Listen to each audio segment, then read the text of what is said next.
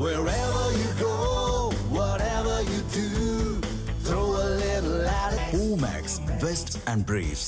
அணு உலைகளால் இயக்கப்படும் நீர்மூழ்கி கப்பல்கள் பெரும்பாலும் அணுசக்தி நீர்மூழ்கி கப்பல்கள் என்று கூறப்படுகின்றன. அவை முற்றிலும் மாறுபட்ட வகையில் SSN மற்றும் SSBN என இரு வகையான அணுசக்தியால் இயங்கும் நீர்மூழ்கி கப்பல்களாக பிரிக்கப்படுகின்றன. அமெரிக்காவை பின்பற்றியே SSN மற்றும் SSBN என்று கூறப்படுகிறது. இதில் உள்ள முதல் S நீர்மூழ்கி கப்பலை குறிக்கிறது, இரண்டாவது S அணுசக்தி உந்துவிசையை குறிக்கிறது, மூன்றாவது S நீர்மூழ்கி கப்பலின் முதன்மை பங்கை குறிக்கிறது. இரண்டு வகை அணுசக்தியால் இயங்கும் நீர்மூழ்கி கப்பல்களும் அணு உலைகளை பயன்படுத்தினாலும் நீண்ட காலத்திற்கு நீருக்கடியில் மூழ்கியிருக்க முடிந்தாலும் இரண்டுமே முற்றிலும் வெவ்வேறு நோக்கங்களுக்காக உருவாக்கப்பட்டுள்ளன.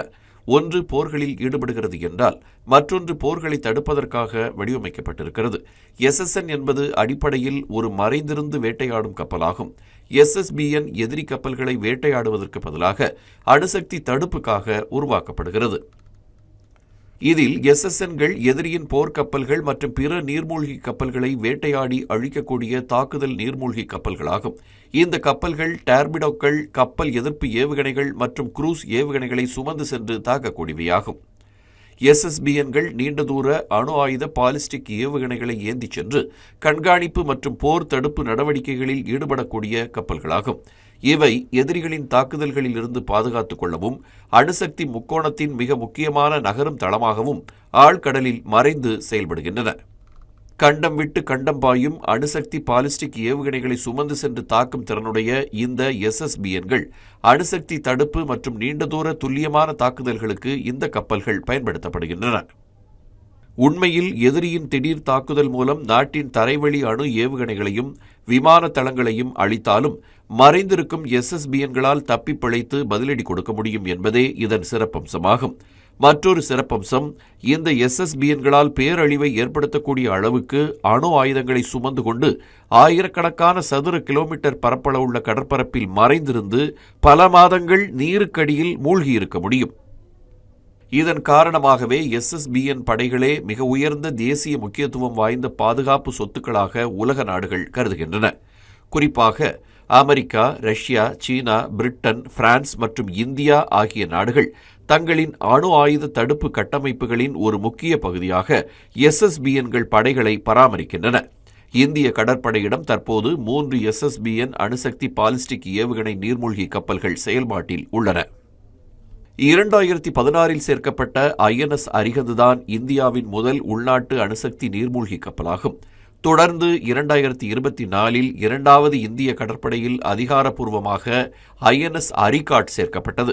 அடுத்ததாக INS அரிதாமன், மூன்றாவதாக SSBN கப்பலாக இந்திய கடற்படையில் இணைக்கப்பட்டது. கட்டுமானத்தில் உள்ள 4வது கப்பலான INS அரிசூதன் என்ற போர்க்கப்பல் விரைவில் கடற்படையில் சேர்க்கப்படும் என்று எதிர்பார்க்கப்படுகிறது. இதன் மூலம் உலகளவில் அதிக அணுசக்தி நீர்மூழ்கி கப்பல் வைத்திருக்கும் நாடுகளின் பட்டியலில் இந்தியா 6ஆம் இடத்தில் உள்ளது. இந்த சூழலில் உள்நாட்டிலேயே SSN நீர்மூழ்கி போர்க்கப்பல்களை கட்டுவதற்கான திட்டங்களுக்கு மத்திய அரசு ஒப்புதல் அளித்துள்ளது. ஏற்கனவே 1980களின் பிற்பகுதியில் சோவியத் யூனியன் கடற்படையிலிருந்து குத்தகைக்கு எடுக்கப்பட்ட SSN INS சக்ரா இந்திய கடற்படையில் 1987 முதல் 1991 வரை பணியாற்றியிருக்கிறது. தொடர்ந்து INS சக்ரா 2 2012இல் இந்திய கடற்படையில் இணைக்கப்பட்டது.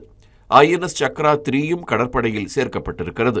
இதில் இதுவரை உள்நாட்டில் தயாரிக்கப்பட்ட SSNகள் இல்லை என்ற குறையை நீக்கவும் மத்திய அரசு தீவிர முயற்சி எடுத்திருக்கிறது.